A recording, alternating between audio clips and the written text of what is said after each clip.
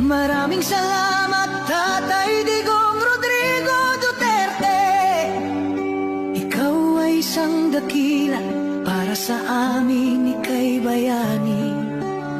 Sa walang katapusan na pagmamahal sa ating bayan, ikaw ay aming makabagong hero.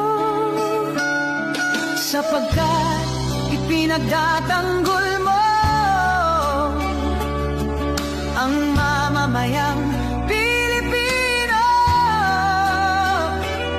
Pagpapahirap nila sa'yo, nakita halos ng buong mundo.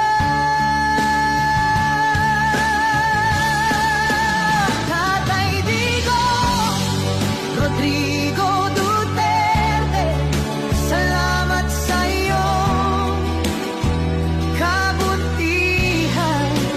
Pilit ka mang inilayo sa bayan na iyong sinilangan.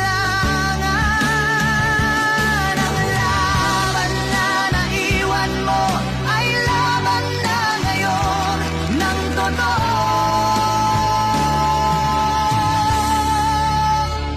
Pilipino.